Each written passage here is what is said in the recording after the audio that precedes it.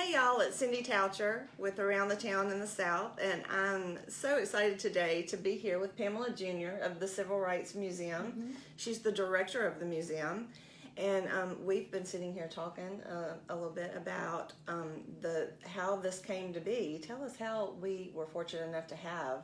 Well, it's a long story made real short is that they were building the Museum of Mississippi History because the old Capitol was damaged from Katrina, and the talk about a Civil Rights Museum had been going on for a while. Where do we put this museum? How do we get the funding for this museum? So they were able to, I say these phenomenal men, our former Governor William Winter and Judge Reuben Anderson took to task among themselves and others that we'll go and talk to Haley Barbour. We know that the conversation had to be amazing because Haley Barbour brought this up in one of his last State of the Union addresses. Right. And they said we'll have two museums with a shared space. Now, a state-funded, run museum, this has never happened before. We have two museums like this. So when people come in here, they're like, well, where's the other museum? And we have shared spaces, but there are two museums. Just look left and right, and you'll see them. Right. And I've been here a couple of times. I came first on, I think, the opening weekend, and you could come probably 10 times and not see everything. There's so much information in here, and it's so sobering to walk through. I was wondering, how did you become the director of this museum? Again, my stories are always long. They tell me I'm like a griot from the old time. But to make it really short is that I was looking at retirement, and I came over and talked to Katie Blunt, who was the executive director of the Mississippi Department of Archives and History, about a part-time job, a volunteer position.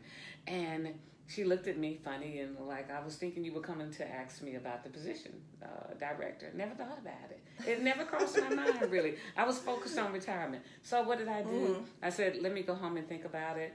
Let me pray. And I woke up the next morning and it said, apply. And I did, and here I am.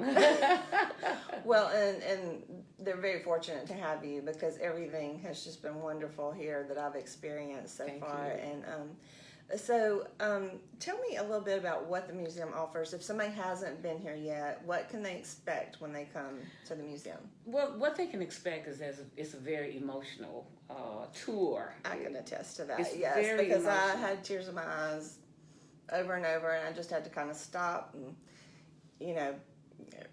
kind of get it together and then move on to the next thing. And some things, honestly, I just thought I can't do. You get so emotional going through it. I would get to one thing and I would go, I'm gonna have to come back to this one.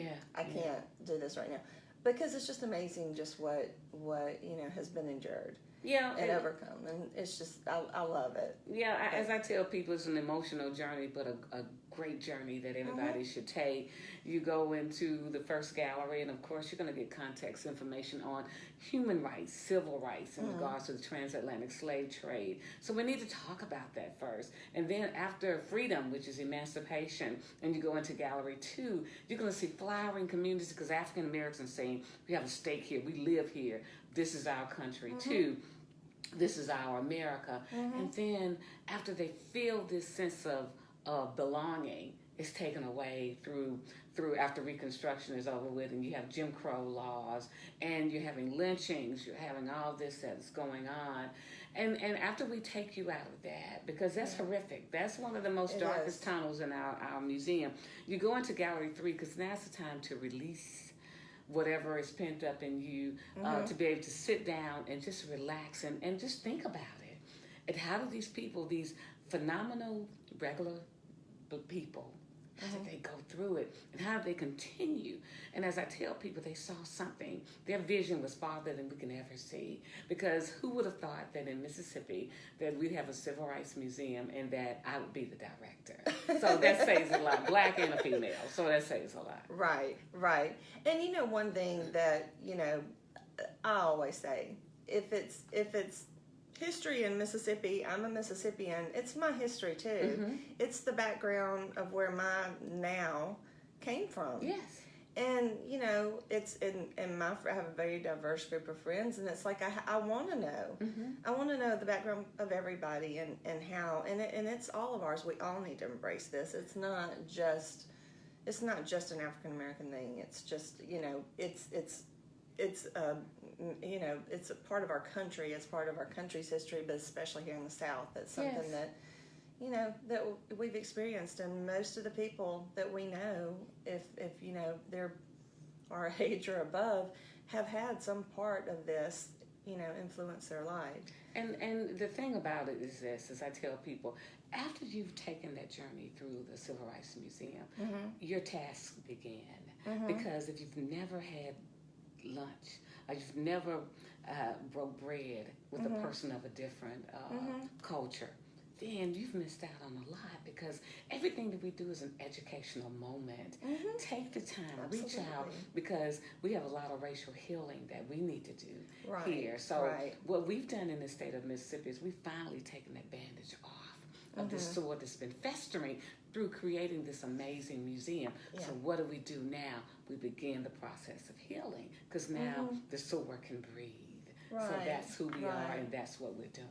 And the understanding, of what, I just think it just helps to understand when you see what people have been through, and I don't know, it opened up a lot to me, of things. And there's a lot of stories that, Mississippi, going through Mississippi history, and you hear about the Civil Rights Movement and some of the bigger events, but there's so many small things that happened that you may not know these stories, and they're all, so real and so touching. But one of the things that in the museum that's just one of the highlights is, and I don't know what you call it, the big room with the that's music. Gallery 3. Okay, tell us about that, because every 30 minutes the music comes on. It's called This Little Light of Mine, which is Gallery 3. And what it is doing, this amazing piece, is that the pieces are all intertwined into each other. So you think about the freedom riders, you think about all these people, black, white, Jewish, everybody who came into Mississippi to work as one unit. And what happened with them working as a one unit, all colors, and working together for freedom. That's what it signifies in Gallery 3, is that it took everybody, not one soul, but everybody, just regular people off the streets who said, no more, we want to make this change. And here we are. Well, it's just such a beautiful experience just to sit there and listen and look, and the lights change, and it's really cool. I was in yesterday. We're off on Mondays, or the museum is closed on Mondays, and where was I? In Gallery 3. Because it's a time that to sit and contemplate next moves. How do we reach the masses? How do we talk? Our focus is to make sure we use this museum as an educational tool. That is important, because it's more than learning about Rosa Parks. It's more than learning about Martin Luther King, Medgar Evers, Fannie Lou Hamer, all these people, Owen Brooks. I could just keep, James Meredith, I could keep going on. These are Mississippians who wanted to make a change. And they did. And they did, and I'm so glad that they, had the courage to follow God and do that. You said that there's changing exhibits. Yes. There's the set exhibits, and then there's changing exhibits, and there's a new one that just opened. Can you tell us Spirits about of the Passage in regards to the transatlantic slave trade. This is an amazing exhibition that we got from the Mel Fisher Museum. There were like 4 ships that sunk. And they were able to find the Henrietta Marie in Florida, off the coast of Florida. And there were actual shackles that were still in place from the hull of the ship that carried people back and forth from Africa to America. And we have that here. This exhibition will be up until August the 11th. Okay. That's a long time. There's plenty of time for you to take that tour, to take the journey, to see Africa before the transatlantic slave trade, before the Middle Passage, and to see how it changed, and how the people and how they were kidnapped and placed in the hull of the ship. There was sickness. 12.5 million Africans were kidnapped. About 10 million made it. As I tell people, when you look at me, my people made it over because I wouldn't be here. Right. That 2.5 million that either jumped over because they said to themselves, nothing is better than what I've come from because I have no idea where I'm going. Then there are other ones who died from dysentery or from the flux or all these different diseases that because there's nowhere where to allow yourself to be relieved. Everything is right there in that hole. So people were dead, shackled. There were children, there were women pregnant. It was the worst, it was the most horrendous thing that could happen to a people. Oh, yeah. But through strength, fortitude, and integrity, these people made it over. So we honor them in this exhibition, Spirits of the Passage. Well, I'm looking forward to seeing that, and I think it sounds like I think I'm probably gonna have to be emotionally, ready for it. But, you do. Yeah. But it is something that we do all need to know, and like I said, it's something that we need to know to be able to understand. And I'm so excited this museum's here. Tell us about. I know that you can get memberships. You can. The membership is amazing because it starts at $45 for a single person, and it goes up to... So very affordable. Yes, and it goes to $100 plus, where you're able for a whole year to bring in yourself or 8 members of your family or your friends. That's the best thing about it, is that when you come up with an entourage of folks, you are the big wig on campus because you're able to bring your folks in free. And you get a lot of little things that you can get from just having that membership. We had a members opening on Friday. So members were able to come in during the day starting at 9 o'clock, and they were at the door to see the new exhibition.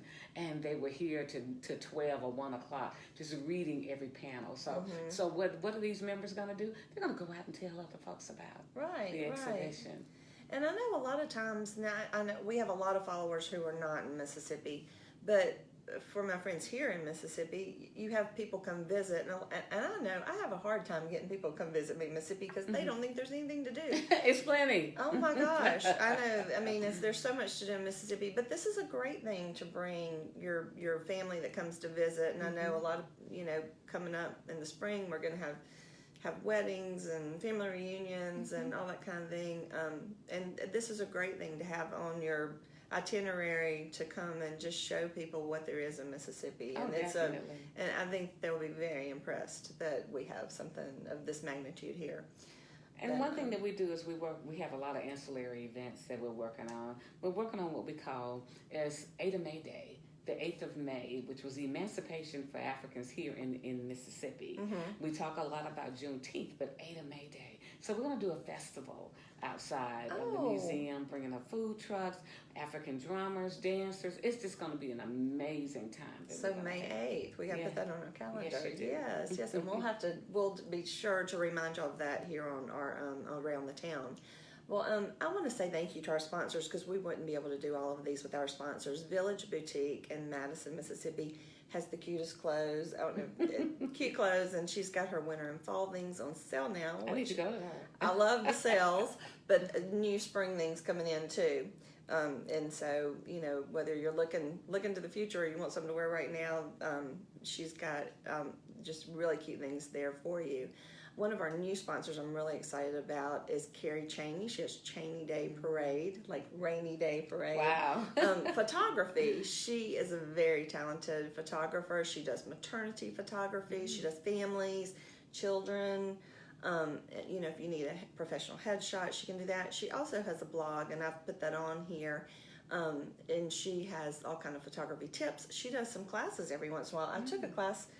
I have to say that I might not have mastered the art of photography quite yet after one class because I tried to take pictures of my grandchildren and they are not still long enough. And I'm like, wait, I'm trying to get this composition. And so anyway, I'm still working on that, but it was a fun class, even though I feel like I probably need to improve more.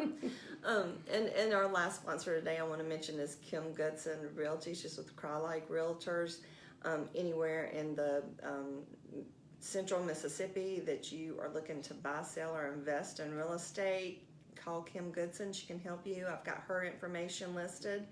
And I just want to thank you so much for meeting with me today. I know Thank you are you. so busy. That's okay. And your schedule is crazy because I've tried to get her to speak at another women's group of men, and she wasn't available then. And I just know how crazy your schedule is. So I know it's really special to get to sit down with you. Thank you so get a much. bit of your time. I appreciate that. And I just want to encourage all of you to come out here to the Civil Rights Museum and the Mississippi Museum too. It's the two museums, both here together. I can tell you that the membership is a great idea because you are not going to get everything in one day. No. You're going to want to come more than once, and so it's probably worth it. Just go ahead and get that membership and just take in a little bit at a time, because you could make this a weekly event. And oh, you could. You really could. I mean, and learn something new every time. And, every time. And you do have people, because I know about Mr. Watkins, people here from time to time that Hezekiah Watkins is an icon. He actually works here. He was a part of the Civil Rights Movement, went in at 13 years old, a freedom rider, and has a new book coming out real soon. Yeah. I'm going to try to snag him for a blog, too. Oh, he'd love it. He would be so interesting to talk to. But you just never know when you come who you're going to meet here. That's true. They have volunteering. And he is a volunteer, right? Yes. Here, and to hear his story firsthand just must be amazing. It is. Thank you so much. Thank I you. appreciate it. And y'all be sure to follow us and with Around the Town South. And so we'll be seeing you around the town.